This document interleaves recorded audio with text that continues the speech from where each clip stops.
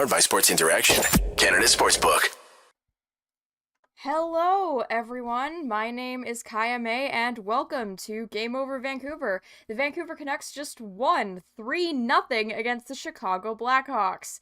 Before we get into a little bit of a breakdown of the game, I have a little message from Sports Interaction. It's March Mania at Sports Interaction. NHL, NBA, March Madness, MLB, and so much more. It's bananas. Play Pinata Picks and Minute Madness, exclusive games with insane odds you can't play anywhere else. Make your next bet with Sports Interaction. Download the app in Ontario, use the QR code you can see at the bottom of the screen, or head to sportsinteraction.com/SDPN to get started. 19 plus, please play responsibly. All right. We are joined tonight by friend of the show. Hello, Arash. How are you tonight? Oh, I'm doing great. I accidentally showed a photo of my dog on the screen. Look at her. Look at her. She's so Everyone excited applaud the dog. everyone applaud the dog. We love dog. Everyone, we love dog. We love the dog that resides in Quinn Hughes. After we saw him single-handedly, I was take the entire Chicago Blackhawks roster. I think he was looking for Duncan Keith. He kept telling Andres Anthony, send Duncan Keith out. I got a bone to pick. Send Keith out. He got the dog in him. He got Quinn Hughes does have that dog in him. Maybe it was anger because he found out that Michigan's out of Frozen 4, which happened during the game. Could be. Which means that all three Hughes brothers are going to be NHL players now. So yeah, Luke is in New Jersey. He's like watching Sopranos on the flight over. He's like, I'm getting used to it. I'm getting the vibe. Yeah, he's like, I need to acclimate to New Jersey. He's not watching Sopranos. He's watching Jersey Shore. Anyway, that was a game that happened. Meaningless games, yeah, for sure. Both of these teams are eliminated. It's just a race to the bottom at this point for Bedard. Yeah. Overall, was it super eventful until Quinn Hughes decided to put Andreas Athanasiou in a headlock? Yep. Demko made a few good saves. Definitely. Demko made a few good saves. Oh my gosh. I'm gonna forget the Chicago goalie's last name. Peter Mrazek. It was not Peter Mrazek. No, Alex Stalock. Stalock. Sorry. Stalock. I was mixing him up with the Anaheim Stollards goalie. So Anthony Stolarz. Yeah. There's too many new goalies in this league. There's too many white men in the National Hockey League. We need more unique sounding names. Where are the Mamarzanes? Where's the Kaya? Give us a Kaya. Okay, well, what's going on? I have met a dude named with the same name as me before, like same spelling. I think. I thought for a second you were going to be like, but Arash, there is a Mamarzaday in the NHL, and then I was going to be like, damn, woo! I definitely overshot that one. Yeah, it was. This was a game I completely forgot about Jason Dickinson's existence. I'm gonna be honest. I mean, how can you forget? So did the Canucks last year, to be fair. So, that is true. My first note for the entire game was, "Oh, I forgot about Jason Dickinson." Apparently, in Rogers Arena, they had the stats up and everything. Apparently they were still using his Canucks headshot in the arena. So. Oh, really? Yeah. Oh, okay. That's interesting. That's fun. Well, yeah. It's funny because we also don't have the guy we traded him for. Oh yeah. Well, I mean, we got the second, or we sent the second round pick, took back Riley Stillman, and then Jason Dickinson had that term, and then we turned Riley Stillman into Josh Bloom. Mm-hmm. So it's like, whatever. But at the end of the day, they were moving money away, and then Chicago decided to go even more scorched earth than they're already going scorched earth, and Jason Dickinson ends up being the best forward on your roster. So I would even argue the best player, because Seth Jones is Seth Jones is kind of like a warning story for a story we don't know yet, but we're gonna find a reason to point at Seth Jones and be like, "Hey, I mean, don't anoint people. Don't anoint defensemen from time to time." Yeah. Or this was the second game in a row that he put a goal into the net for his against his Oh, team. love it. Yeah, so that was Love it. great on the 2-0 Vitaly Kravtsov's first goal as a Vancouver Canuck. So, Yeah, of course that's the way he's actually going to get his first goal as a Vancouver Canuck is eh, off Seth Jones, and I mean, it took yeah, forever, but yeah, yeah. I mean, he got on the board, so credit to him. And then Andrei Kuzmenko scores a goal. He's up to 37 or 38 on the year. Pedersen's up to 98 points, so he's got two away from the century mark, which is my dad just I had him over and with me and my girlfriend, and we are just watching the game, and he asked me, he's like, Borash, why is it so important for players to get to 100 points? I mean, I was thought about it for a second because I was like, yeah, it's like it's arbitrary, but I think when we look at Elias Pettersson, he's kind of right now. His race for the century mark is kind of the only real compelling narrative outside of can we can we outtake Philadelphia to get an extra percent in the Bedard sweepstakes? It really kind of gets down to a player getting 100 points in terms of Elias Pettersson and the fact that he's 24 years old. And the question up to his career has been, we know you're a very good player. Are you going to be a great player? mm-hmm. And that was the thing that was fluctuating. We saw the injuries. We saw he struggled. He struggled in parts of the last few seasons in ramping up and getting up to where we kind of consistently seen him be this year. Be it if he was changing sticks, his hand injury, whatever.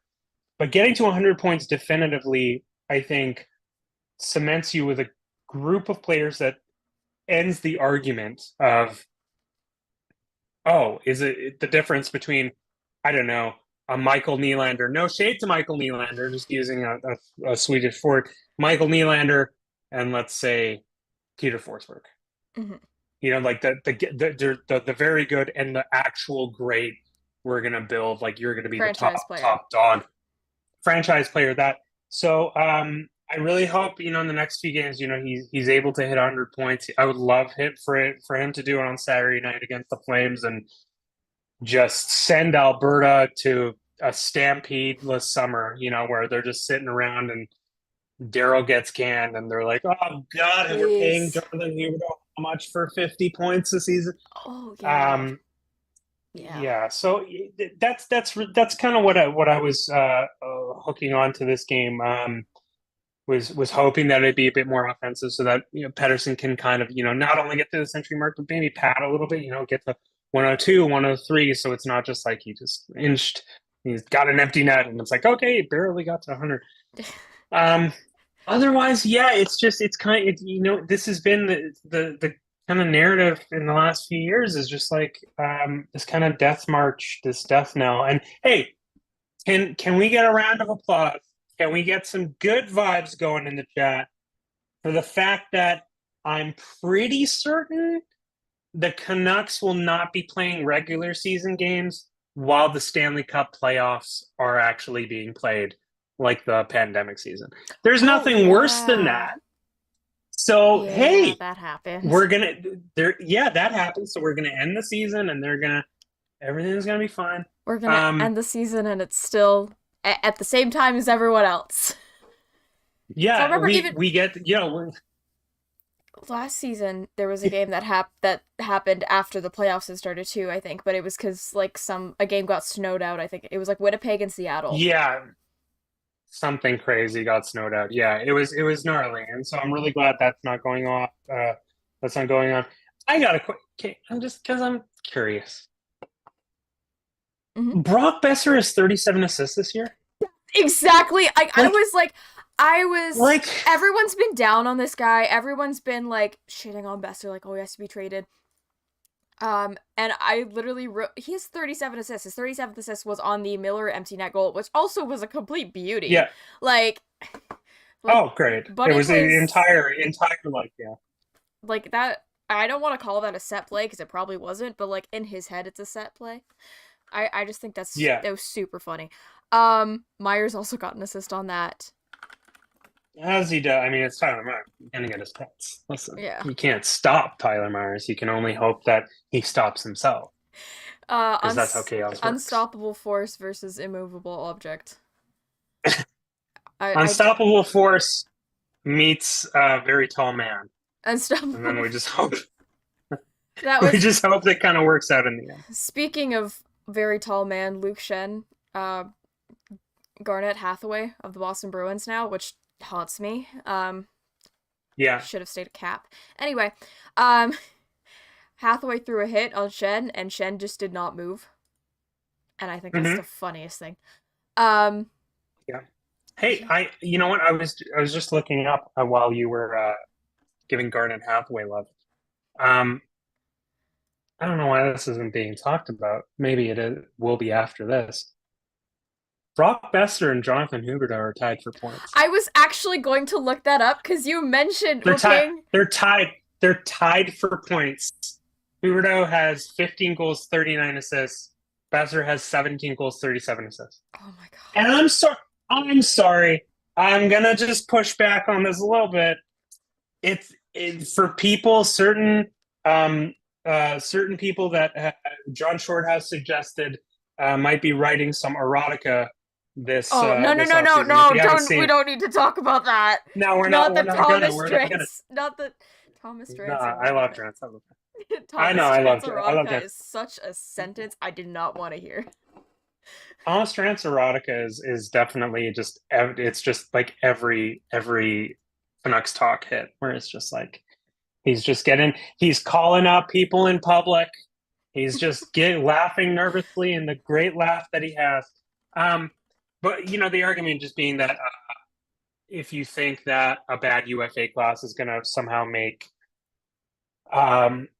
certain players with shorter terms, so if that's Garland, if that's Besser, make them a little bit more desirable for their move, you're crazy. I don't know I don't think so. I think if you go and you see, if you're at a team and you're like, the top UFA seems to be, Max Domi.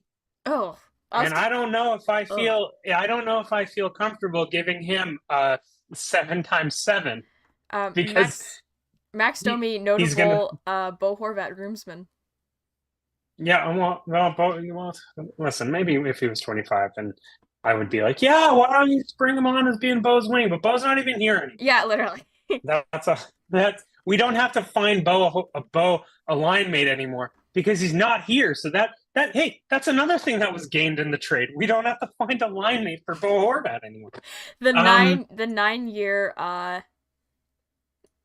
hardship is over.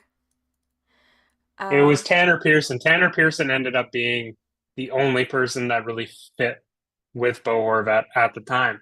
But it comes down to like, would you rather give term to someone like, Max Domi? I think it would probably be the top example in my brain at the moment, or Milo David Lucic. Krejci. Sure, yeah. I'm just trying to give Luch money. Give Luch more money. No, I'm just trying to think of like the only UFAs I can think of are like Lucic. I'm trying to think. Yeah, he's still gonna be a UFA, right? Or is he an RFA? He's an RFA, so he's still got control. Yeah, because he's Ottawa, like little. I meant like age, not because Yeah, he's short, but he also is short. Come on, there's a lot of people. Listen, I'm 5'11". Okay, no, I'm saying it in public. I'm the same height as him. You're 5'6". Okay, that's great. I'm 5'7". We're both short. Is he 5'6"? What? I think he's 5'6". Isn't he 5'7"? No, he's probably 5'7".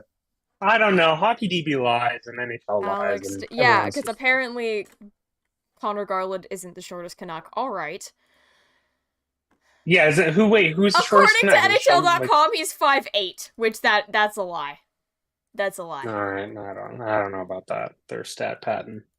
They're stat padding there. He's 1.7 meters tall.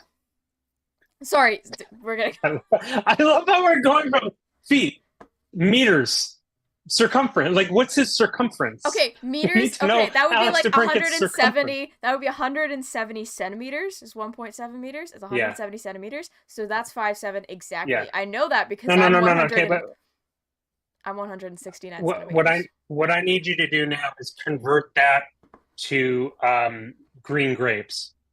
I need to know stacked on top of each other how many green grapes is Alex DeBrincat? This is probably like Yeah. it's probably like 3 centimeters. Don't try to. I'm bad at math, dude. Like this is gonna. It's okay. It's like the chicken It's nugget okay. thing they tried to make the Leafs do the other day. And What was the chicken nugget thing? have you not seen that video? They tried to have the Leafs players guess how many chicken nuggets would fit in a goal crease. Yeah, Mitch Marner guessed Is that like what they're 25,000. doing? Apparently the answer is like They're getting swept. They're getting swept in the 3,000. first Okay, round. but Tampa's screwed. Did you see what the score was tonight? No, I did. And also Tanner Janelle got injured, and I picked Yeah. up Tanner Janelle in my fantasy league final, and then he got injured and he didn't get any hits. So Oh. I have to figure that out after this. And also, sorry that he got injured. Yeah, no, it's okay. I'm gonna drop him. It's Friday, so I got one more waiver day until the weekend, and then I'll stream. And someone will be like, "We don't allow streaming in the league." I'm like, "Where is it written? Where is it written? All is fair in love and more." Let's have a little reflection. I mean, I'm exhausted. I'm tired. I'm really happy that this is ending. I'm really excited going into the off season. I know a lot of people are going to be a little pessimistic and a little jaded, rightfully so. I totally understand that. But I see kind of the moves of this organization. The last time, I was on with Sam, and I shocked Sam by being somewhat positive, which was pretty great. I still hold that positivity of being like, listen, like they went out in the NCAA market. They got 3 players. Philip Perona came, showed that hey, he can play.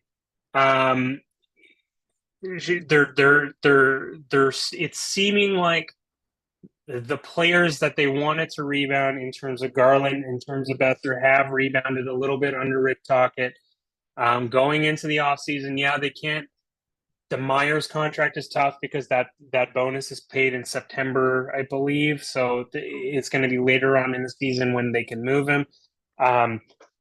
Look at Pittsburgh. So one of the reports in Pittsburgh, right, was that they were trying to trade JT Miller to Pittsburgh, and the return from Frank Saravelli was 2 firsts and Jason Zucker, and then the Canucks were trying to move I Jason. don't want Jason Zucker. Listen, sorry. No. It's Jason Zucker's fine, but he's a UFA. Oh, after this season, right? They wanted to move his 5.5.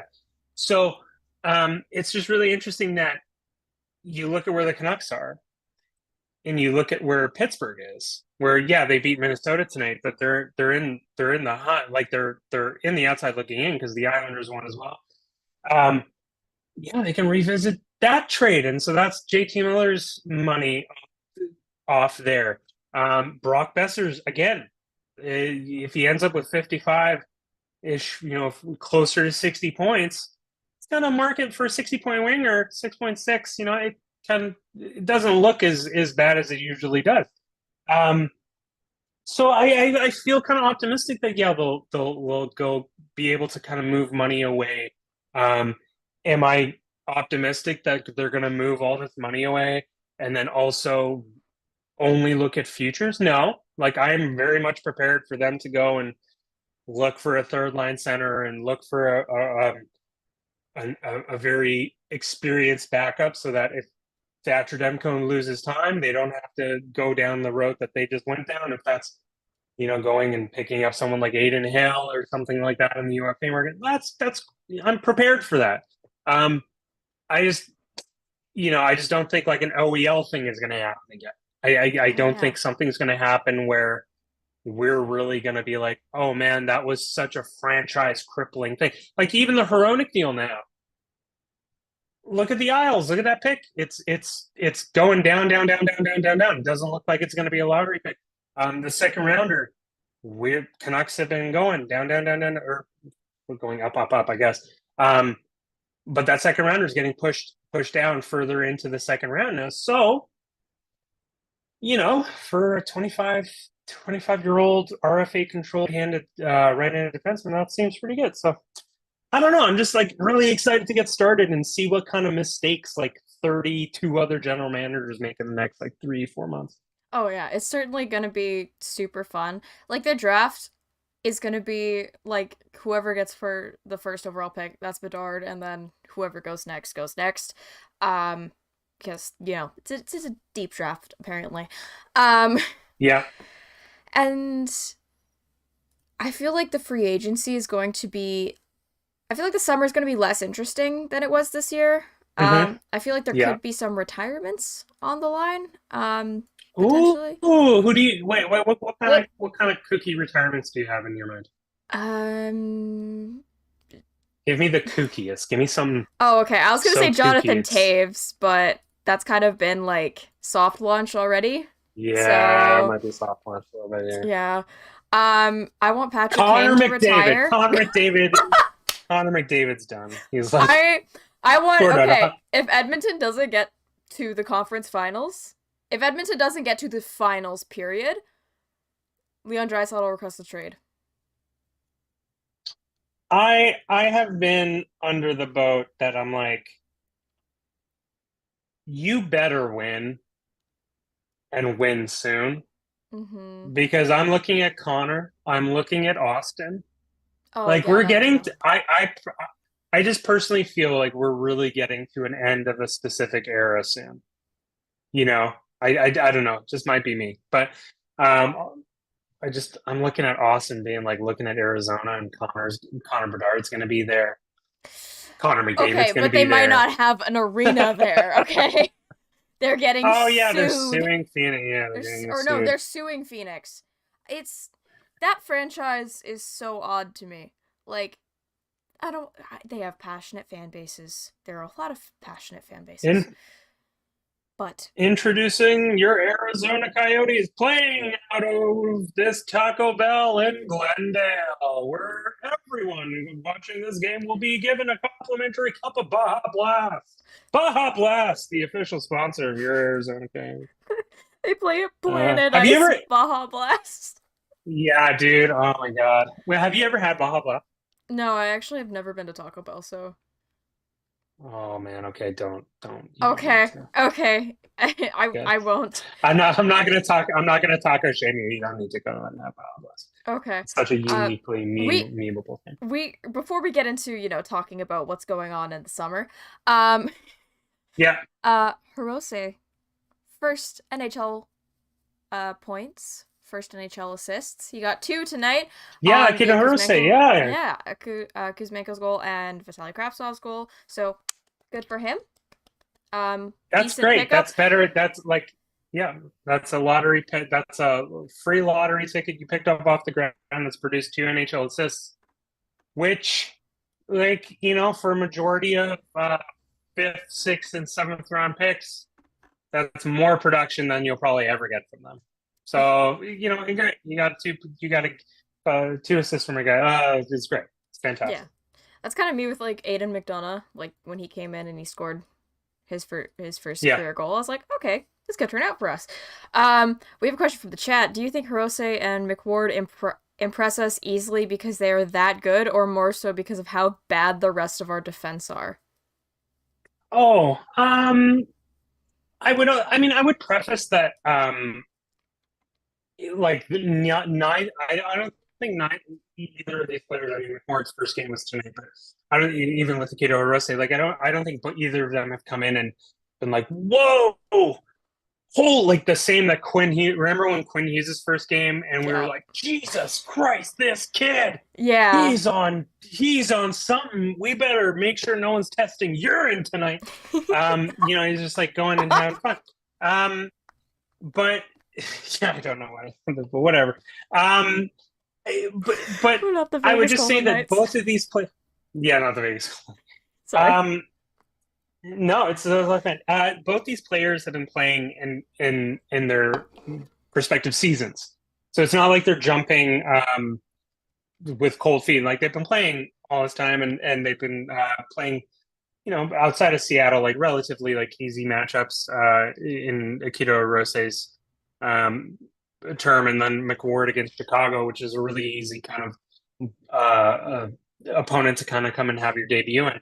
I just think like, man, I don't know. Since Oliver Ekman-Larsson has gone down, we've seen certain players like Christian Wolanin, Akita Hirose, Kyle Burrows, Breeze Bach, coming in, and even just they're playing within structure and they're playing low event hockey, and like that's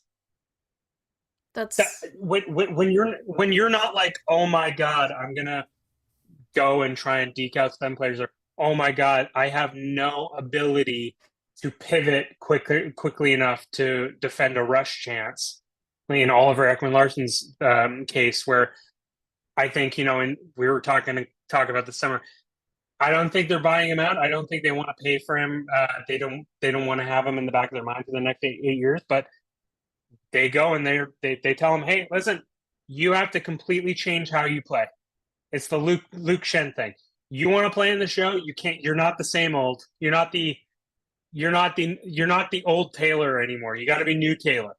And yeah, new Taylor might not be as kooky and fun as old Taylor, but you can still beat Taylor. You just gotta, I'm trying to be relevant with, with the kids, Hello, like, how are you doing, fellow teens?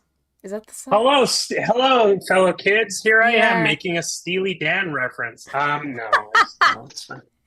I love Grimes. What can I say? I love Grimes. Yeah, Claire Boucher, as we call her in Vancouver, because we call her by her full name. Yeah, so in terms of the defense, it just seems like they're playing the structure. They're playing low event hockey outside of Quinn Hughes, who's allowed to do whatever the hell he wants to do, because he should be allowed to do whatever he wants to do. He's Quinn Hughes. He's in the same pocket of players as like Paul Coffey and Raymond Bourque. So just let him do, and Phil Housley. So just let him do whatever he wants to do. Let him be free, which is what they do too much with Tyler Myers. Like, you can let the chaos giraffe out of the cage, but like, keep him on a leash. No, you can't do that. No, but this is the thing though. There's no way you can control him. Like I've had this Tyler Myers discussion where people just when he does crazy chaotic stuff that's good, they love him. If it's him taking out Duncan Keith, that was amazing. Who was the other guy he took out? I don't remember. He took it. Oh man, no, there was another player that Tyler Myers like. Oh my god, I'm totally blank. There's another play. He had another moment. I think it was this year. They love him, Tavares. And when he does chaotic stuff, that Tavares, John Tavares, yeah.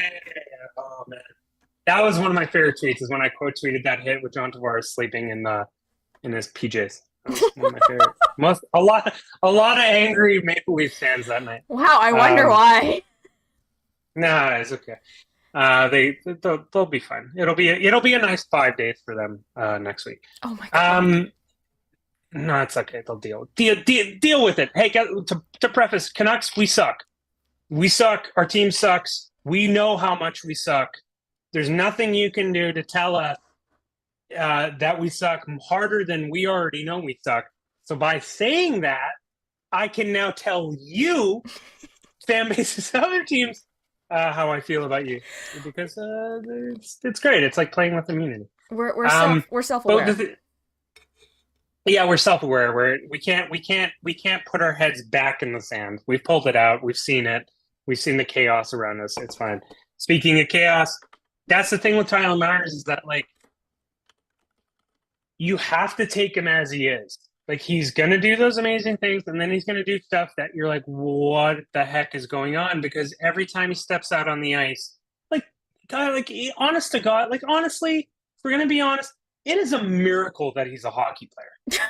Yeah, he is fair so enough. tall. He has limb. Like, he's like a gazelle out there, like a newborn gazelle. Like, he should not be able to skate the way he does. He should not be able to like handle the puck and do.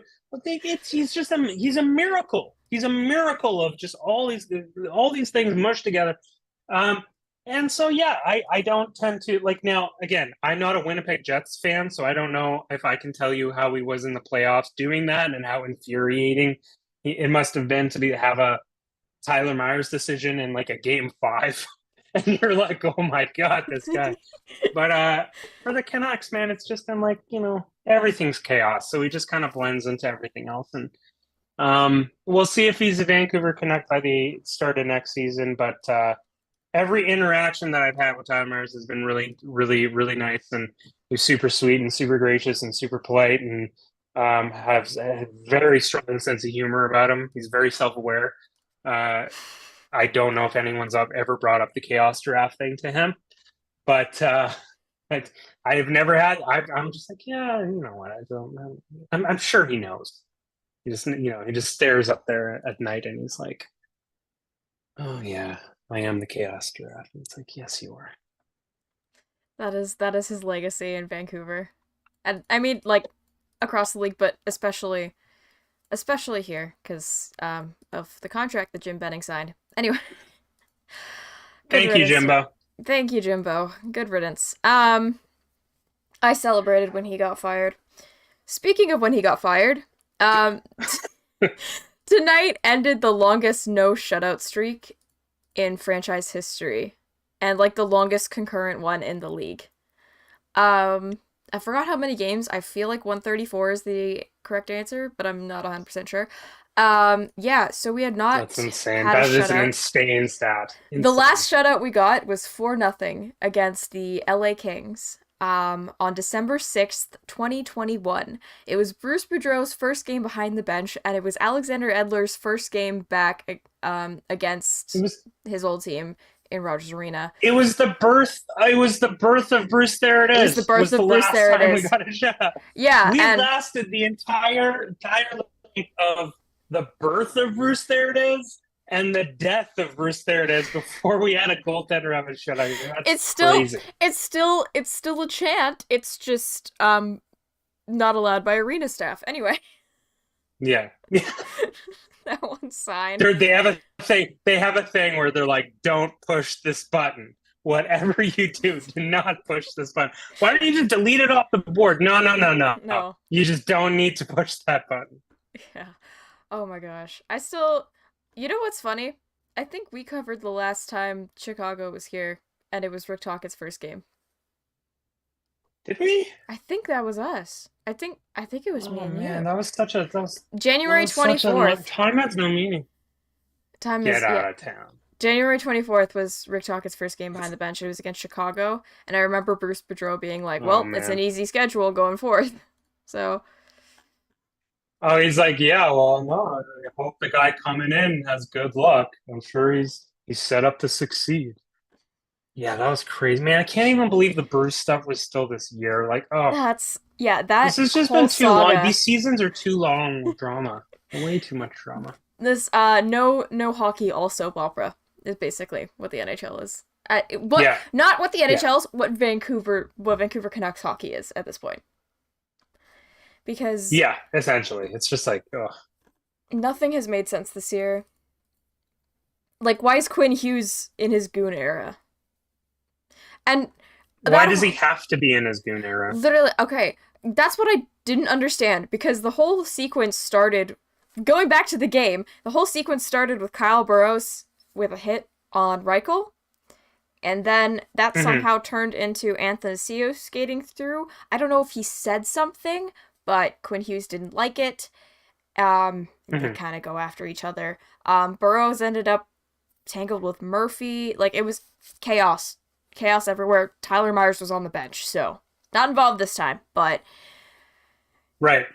Quinn Hughes in the penalty box chirping at the other guy is not something I was expecting to see today, but I'm kind of glad I did. Yeah, it was great. Right now, when the discussion right now in most like Canuck circles is who is the next captain of the Vancouver Canucks. I was going to ask you. And now we're having. Yeah, I mean, listen. I love Quinn. I think Quinn's great. It's Elias Pettersson, and I think the only thing holding it back is whether or not he signs long term here. It has to be Elias Pettersson. Like he I just feel as much as I can see in the last few weeks, people really attaching themselves to Quinn in terms of how honest he's been about certain stuff, especially with Pride Night and everything. That's great. I think Quinn is just in his nature. He's the type of player that just wants to play. Like he doesn't want the extracurricular stuff. He just wants to like play.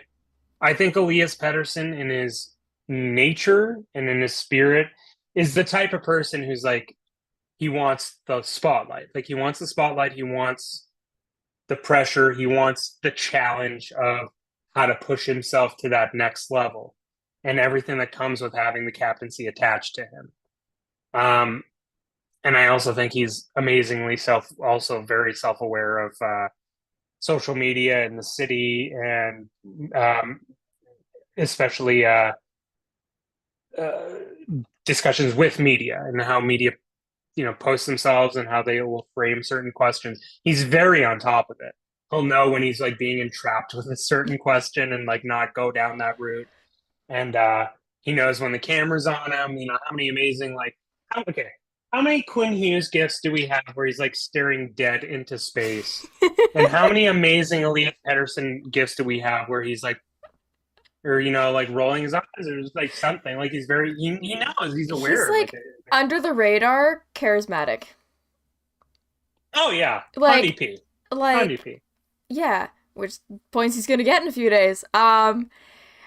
Yeah, he's more of a Sedin, I believe, in his leadership style.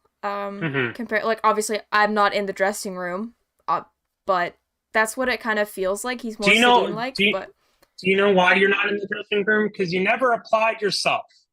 You gotta apply yourself. You gotta get some skates. You gotta wake up at 4 a.m. and go for a jog, and then make the show and be the. Why aren't you bringing us the cup? We I'm all sorry. believe in you. I'm We sorry. all believe in you. We Okay. all believe. I wanted to be a And goalie, but I wasn't allowed to. why weren't you allowed to be a I goalie? have really bad eyesight. I Oh, wasn't allowed to play hockey, and because I wanted to be a goalie because of Roberto Luongo, and I wasn't allowed. that's why we're both hosting this because I also wanted to be a goalie, and I got my in my 2008 high school yearbook.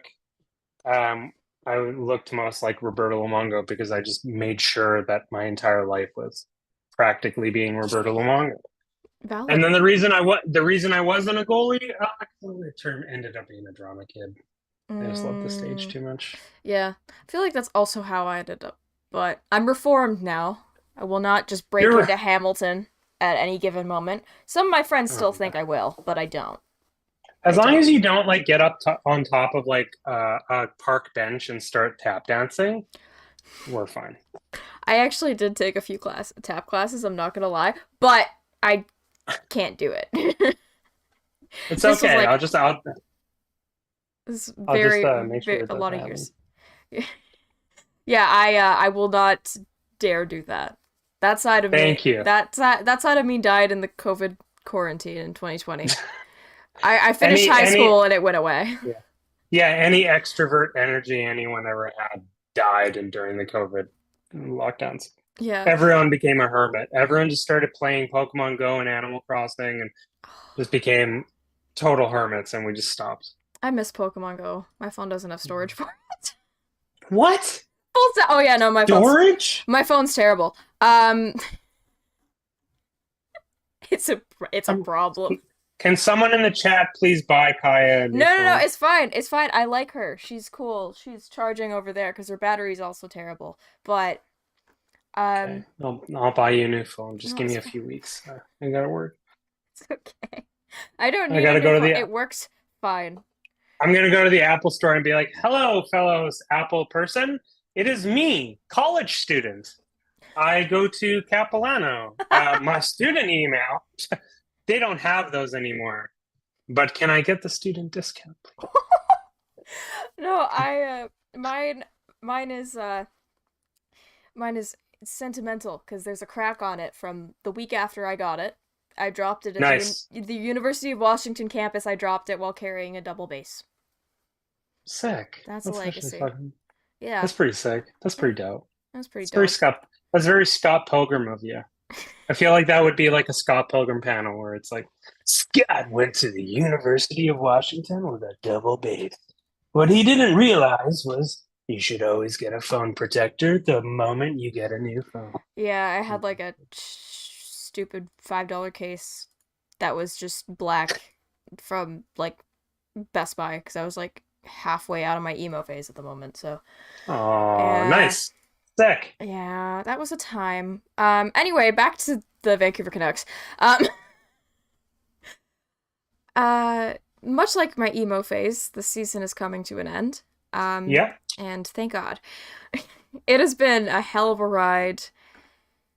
You asked earlier what a goofy retirement proposition would be, Yep. and I just thought of one. Yeah. Oliver Ekman-Larsson.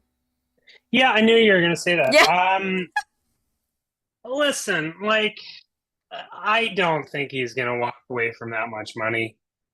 Um, oh man, oh my God damn it, Jim. Why, if I had a time machine, if I just had a time machine, I would go back to that July day. Um, Here's the deal. I don't think they're gonna buy him out because it just doesn't make fiscal sense to hamper this team for the next 8 years of fluctuating dead cap. Um, I think the best thing they can do is take OEL, be very frank with them, and say, listen, you're going to be on the third pair lefty. You're the third pair lefty. That's who you are. You'll get 30 some odd seconds of PP2 time. You'll get PK2 time, 15, 16 minutes a night. And that's how we can afford to play you. Unless you take this summer to reinvent yourself, to completely adjust your game, to stop attempting to play like he did this last year a bit, where we were seeing that OEL Myers pairing like have pretty productive minutes and have pretty productive time behind Quinn and Luke. But it just gets to a point where it's like, if they have to write it out, they have to bite this bullet because all the other cap machinations on their roster, I believe they have a way of getting out of them in some way. Mm-hmm. Either if it's like waiting for Brock or waiting for Tyler or waiting for Connor Garland or figuring out JT Miller. Like they have ways to make it. They just have to. I just think OEL is such a persona non grata in terms of a contract. You just have to bite it. You have to just be like, to run the Vancouver Canucks for the next 4 years comes with the caveat that you just have Oliver Ekman-Larsson on your third pair. Yeah. Unless someone comes and someone for whatever ungodly reason wants to take it on. That's like, how like sometimes you play, like, how sometimes when you play Pokemon or you play a game and like you've just played it so many times where you're like, you know what? I'm going to beat the game, but I'm not allowed to use items. Just to add a challenge to yourself. I feel like this is one of those times where it's like, I'm gonna start a new NHL file, but I can't move OEL. OEL is stuck here. I got 7.2 on the cap. That's it. And that's the way I think they're going to go about it, unless something drastically changes or there's like an amnesty buyout given to teams again. But I don't know. Yeah, I feel like they could move the Myers contract probably next year. They can, For sure. If they're going to buy him out, I think they would buy him out like at the end of next season, because then you would have to sign Petey, right? Yeah, or wait, are you talking about OEL? Yeah, OEL. Sorry, not Myers, because Myers' contract is up after next year. Yeah, I think this idea that they have to buy out Oliver, and listen, like they have ways of getting rid of these contracts. Like they're not so immovable where we're talking about, okay, well, no one's going to look at Connor Garland at 4.9. Mm-hmm. For what, 3 years left? Yeah, I think like, he's would the you most rather? movable. Well, I mean, like, let's just run it down. Like, would you rather take, let's say, Brock Besser, 2 years remaining. We're at 6.6. Maybe let's say for the heck of it, they retain 1.6 on both the years, and they actually get a proper asset back. That's another 5 plus whatever the asset might be. Connor Garland, 3 years at 4.9. When they look at the UFA, any competing team looks at the UFA market and they're like, man, I don't know if I want to give this another winger 4x4. Why don't we just go get Connor Garland, who's right there, who probably, if he was a UFA, would probably be one of the highly touted, middle six or top six wingers that they could be like, yeah, this guy can jam, this guy can play, he's produced outside of Bruce, he's in the right Tocchet system, his play is upticked. Like these contracts are movable. It's just the OEL thing, man. I just feel like OEL is going to hamper them from doing a few things. I don't think it's going to hamper them from making big cosmetic changes to the roster, especially with the cap going up. It's just a special circumstance. Sometimes this is like the Wade Redden thing. You just have to accept that he's here, because the other options of buying him out are just so catastrophically short-sighted that it's easier to bite the bullet. And later on, if you want to buy him out and it's like a 3, it's if it's between the 4 or 2 year buyout market, maybe, but 8 years. Yeah. That's that. The Olympics are going to start by the time that, the 2030 Olympics are going to start, and it's obviously going to be in Vancouver. And then OEL is also going to be on the Swedish Olympic team, as we all project. Oh my gosh, how old would he be in 2030? Oh man, Oliver. Let's see. Get it. Well, he would be 38 or 39, depending, because they play February, right? Yeah, February. Dude, I'd be like 40. Oh my god, I'm gonna be 41 by the next Olympics. I'll be in my late 20s. You'll be in the prime. You'll just be in the specific time of your life where you'll be like, I don't care what anyone thinks of me. And thus, I've gained the superpower that every 30-year-old gets when they stop caring what everyone else thinks of them and they just start having the time of their life. Yes, hopefully that comes soon. It will. You mentioned contracts that should be moved out. JT Miller is point per game. Yeah. He could very well hit it like point per game for the season. Like he's at 77. He could get 5 points in the next 4 games. And I don't think we ever talked about JT Miller like being a bad player. Well, no, he's not a bad player. It's just a bad contract. But then again, it's better than what some other teams are paying for 50 points. Yeah, 100%. And so just my thing with JT Miller has always been, since the day he came here, is like you'll get stretches of runs where he's unreal. Like he's dialed in, he's honed in, he's 100% there. And then you'll get stretches of runs where you're like, this man is actively a detriment to this team. And then you wonder, okay, if this was like a 23, 24, 25-year-old, maybe they can, there's time for it to click. JT Miller's he's in his 30s.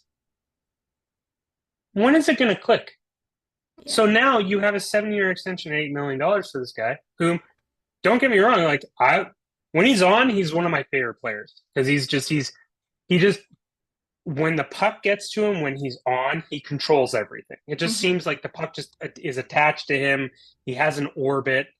It's just within his vicinity. When he's off, he just makes it's like, wow, you're active.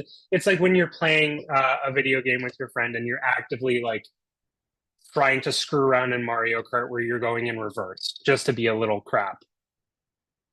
And you're like, what is going on? This is not even the game that was we played. So you look at the $8 million and it's like, yeah, like, that's, I think, the trepidation that a lot of people in this market have, or a lot of fans have, is that, you're going to be paying this guy for 7 years to kind of be doing this like hot and cold thing. And I don't know, how long. I don't know how long a fan base can accept it before it's just like, man, like I would rather take a player that's a 50, maybe a 60-point ceiling, but like consistently 60 points and plays the right way, as opposed to 80-point ceiling, 90-point ceiling, 100-point ceiling, wherever in that pocket, but it runs extremely hot and cold. Yeah. I think consistency is what an entire fan base always wants. They just want consistency. They want to be able to be like, we're paying this person for this much and we're getting this much, and this is what we know we're getting. Boom. And that's not only fans, but I would assume most management teams as well. So, I feel like that's going to be yeah. the situation with Beauvillier. Oh, yeah? Because that could be another trade target for the Canucks. I know he only has 1 year left after this one, but he has, like, the only time he really produced was right after we got here, and we're like, oh, wow, this guy's super good, and it was just because he was on Pettersson's line, and when he's not with Pettersson, because Pettersson always bolsters everyone's numbers, even Kuzmenko, with how many goals he's scored, still helps there. Yeah, I feel like that could be an interesting thing to look at.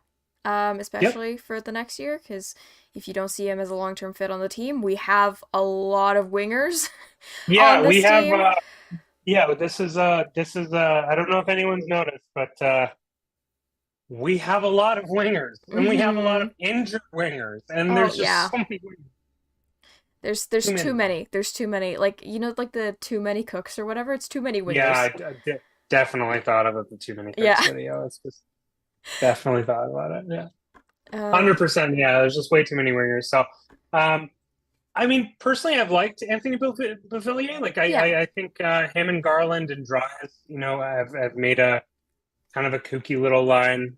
I know they were a bit split up there, but I liked Anthony Beauvillier. I think he's a kind of like a worst case scenario, like if they do move out of a lot of players, a lot of wingers, like he shows like he can play in your top 9 and he's not going to really miss a beat. Vitaly Kravtsov, I know he got a goal tonight, but he's got a lot of work to do this summer. Well, he's just got a lot of work to do this summer to make sure, like, does he want to be an NHL player? Does he want to be a guy in the KHL? That's great. And there's no shade on going to another league and like, you look at players like, I don't know, the one that always pops in my head is like Nigel Dawes, but, you go to another league and you go and you just like, you're ripping it up. You're just like Petrus Palmu in the Finnish league. You're just doing great. And that's your career and that's great. But if you want to be in the NHL, like you decide what you want to do, decide what you want to be, because it's good that the Canucks got him next for nothing. And even if they were to move off from him, I don't think Will Lockwood in a 7th is anything that everyone's going to like lose sleep over for just trying to see if this was maybe found money. Yeah. But yeah, there's just a lot of questions on this roster that I'm excited to see over the summer what they have plans for, and I have a feeling there's more moves coming. There's the more moves that are coming that are going to kind of explain the general direction of where they want to go. Kravtsov has a qualifying offer of $840,000.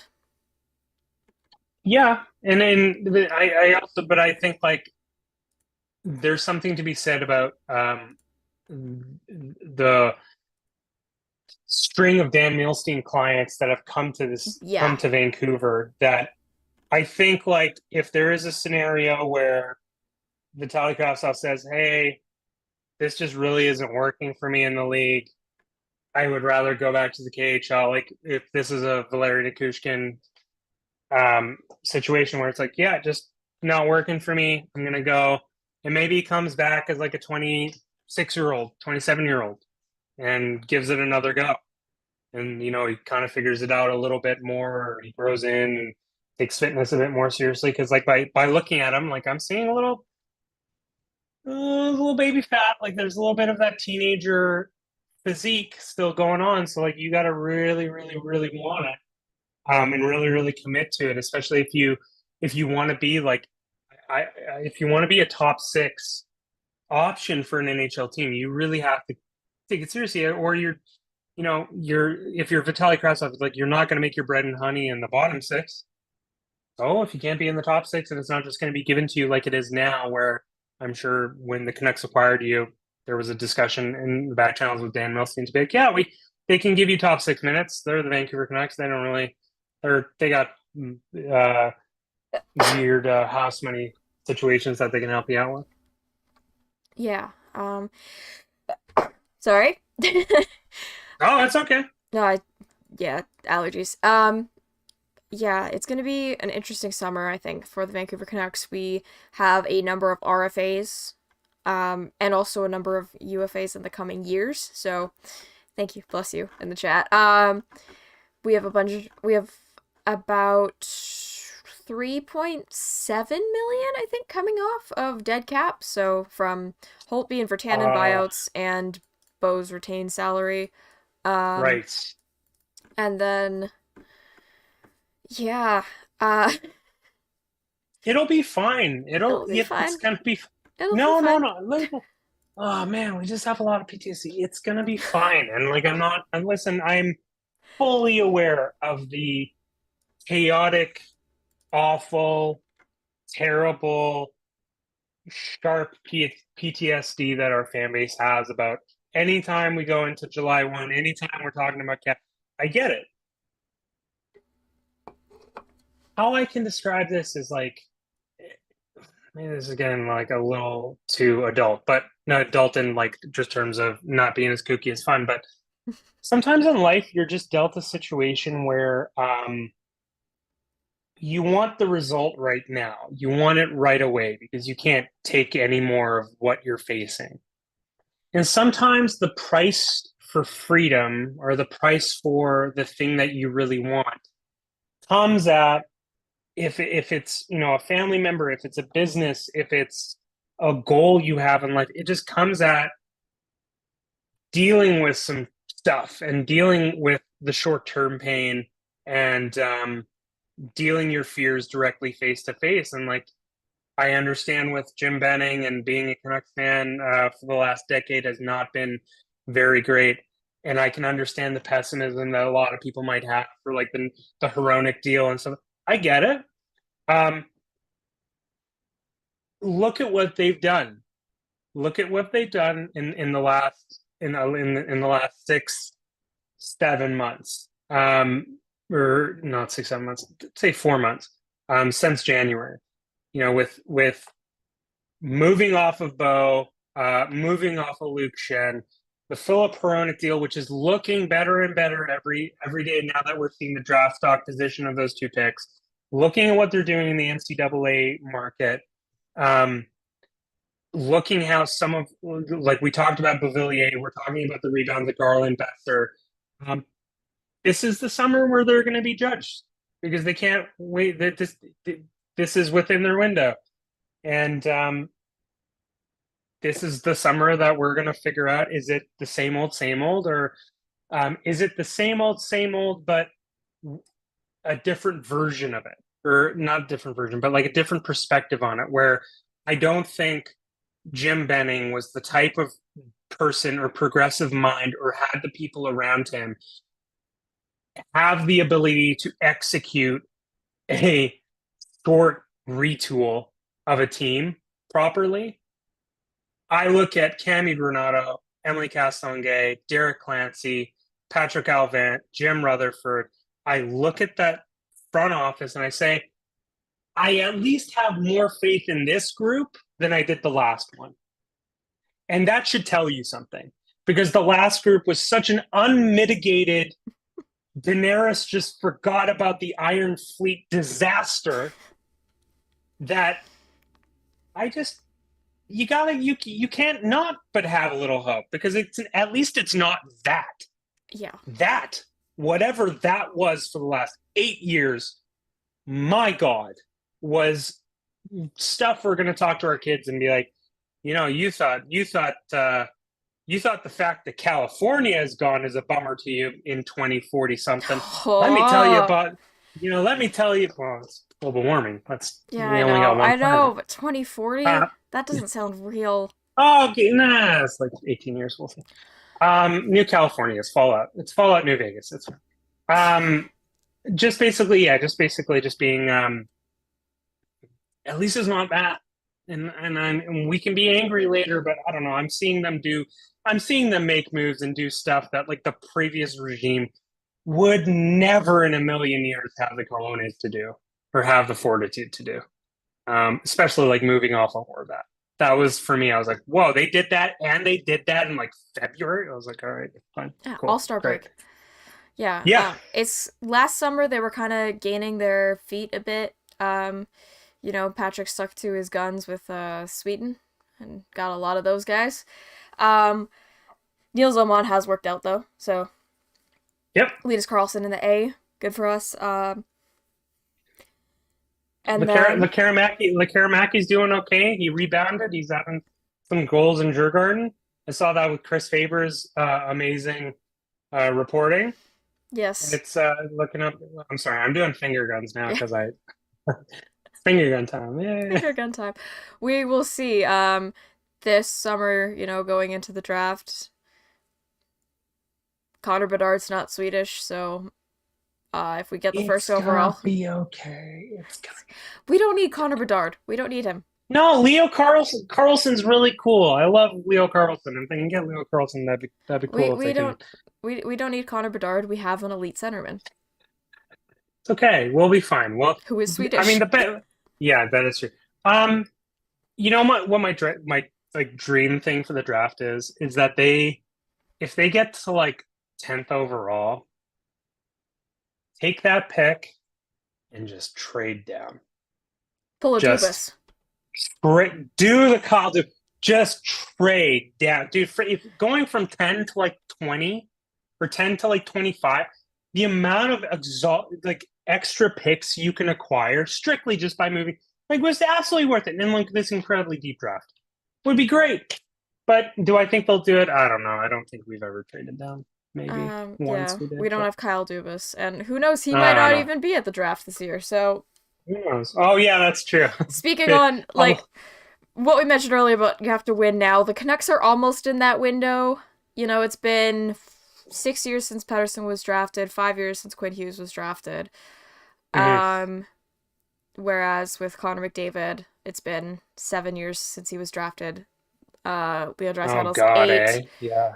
Leon Draisaitl's 8. Mitch Marner is 7. Austin Matthews is 6. Wait, no, I did the math wrong. Connor McDavid's 8 years. Connor McDavid's 8 years. Leon Draisaitl was drafted 9 years ago.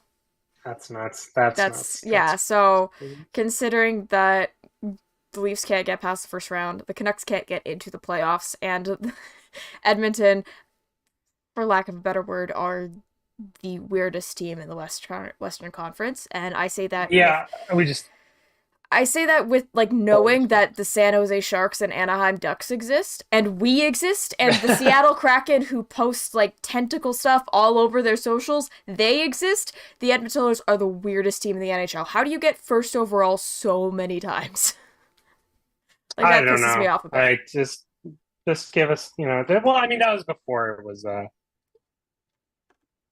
before they're like, no, we got to, before Gary was like, no, we have to make this fair. We have to make this fair for all the other teams. Can't just be Edmonton. And then gave, like, New York the first overall a few years later. Yeah, but New York, New Jersey, I mean, listen. Yeah, we just need one good market and we'll be fine. Everything will be good. Because they changed it after 2015, right? Yes. Because then it was... I'll have to look back, maybe. Yeah, because 2016 was Toronto, 2017 New Jersey, 2018... I actually don't know. I'm trying to think. 2019 New Jersey, 2020 New York, 2021 was Buffalo, I feel like? Because that was Owen Powers, I think so, right? yeah. Who was 2018? Yeah, they got... 2018. 2018. Oh yeah. Buffalo also. Was Dahlin. I should know this. Oh, Rasmus. Yes. Yeah, yes. It was Rasmus Dahlin, Andrei Svechnikov, Jesperi Kotkaniemi. Oh yes, the Jesperi Kotkaniemi. The lady in the Montreal Canadiens jersey. It was in Montreal. Was it in Montreal? Yeah, it was in Montreal. The 2018 draft. It was in Dallas. Oh, it might have been. Well, I just remember 2022 the lady, was Yeah, it was in Montreal, but in the Cockney draft, there was this infamous cutaway lady who became a meme Oh when they yeah, drafted Cockney, and it was just a lady going like, and yeah. she was like, I was like, oh, that's great. I need to find that. Where was that when Ollie Levy was picked when Jim Benning Yes, went up and he's like, from the London Knights, and we're like, Matthew? Nope. I God, he was took the other one. so mad. I saw. Did you see that edit of Matthew Tkachuk in a Canucks jersey today? I don't know if I Okay, did. I Bardown can't. I posted can't. I like can't. a thing. I think it was Bardown. Anyway, Like someone. biggest draft what ifs. It was, yeah, like who would have gone like a pick before. So it was Zegras in an Edmonton jersey, Stutzla in an LA jersey. There was one more that it was Nick Suzuki in a Carolina jersey, and then Matthew Tkachuk in a Canucks Yeah. jersey, and I just died Well, inside. yeah. I mean, the two big ones are always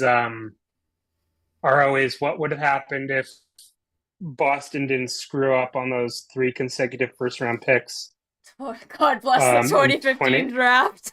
yeah, the 2015 draft. And then there was the other one, which was the Griffin Reinhart Islanders deal where was it the Peter Chiarelli Edmonton Oilers traded I think it was a first and a second for Griffin Reinhart. And the first ended up being Matthew Barzal, and the Yeah. second ended up being Anthony Beauvillier.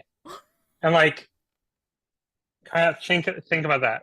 Think I about fumbled the bag so hard. McDavid, Draisaitl, Barzal. Like, how do you, as a defenseman, as a defenseman, how do you not start the defensive zone coverage like back by your goalie, knowing that like at any moment Matthew Barzal and Connor McDavid are coming at you? That's How do just you not just go, a yeah, we're just gonna stop? masterclass in the Edmonton Oilers for you. Oh my Oh god, my it's gosh. just Peter Chiarelli, man. Peter Chiarelli. Um, yeah, I thought you were gonna say the 2014 draft when Jake Virtanen went sixth overall and William Nylander went eighth. It was William Nylander and Nick Keelers, and it was another Jimbo special. But man, you gotta just move. I'm glad At that some man. point, you just gotta move on. Yeah, I'm glad that man does not have a job I'm in the NHL anymore. And if he did, I well. hope it Listen, was with the Chicago Blackhawks because listen. Yeah, 100%. And listen, I think at the end of the day, one thing that we forget is like these GMs and players are actually human beings, but at the same time, I'm really glad that you're not in the position you are anymore. I hope you're happy, like on a beach in Cabo, because mm-hmm. you also probably had to deal with a lot of people telling you you weren't very good at your job. And still to Yeah. this day, people like you and I are being like, I'm really glad you didn't continue to be that hibachi chef, Jim, because you couldn't handle a knife. And you're like, oh, great. So, Yeah, he's he lives rent free in Canucks fans' heads. he Because of the will. last He will, decade, absolutely. and he will for like the rest of my life. I will be 50 years old and still think about Jim Benning and just be haunted of the memories. Anyway, it's been a night. Amen. The Vancouver Canucks won. I almost said lost because I'm so used to saying it. Vancouver Canucks won We because won. It's okay. We won. Yeah. yeah, we got a shutout against the Chicago Blackhawks, which is like beating a 5-year-old at like Valorant. But I mean, hey, it still counts as two Hey, points. that 5-year-old deserves it though, because he was Yeah, saying really bad things on the open mic, and you had to teach this kid that just because his parents aren't home and you took your dad's MacBook and you're using his AirPods to talk to trash, sometimes you gotta check them, and you gotta tilt them beyond any reasonable means, and you have to be like, listen, kid, you got so heavily dumpstered to the point where if I clip this, I could probably put it in a subreddit of kids getting dumpstered, and it would become really viral of how bad you are. uh, You just gotta teach them. kids in video game lobbies or something else.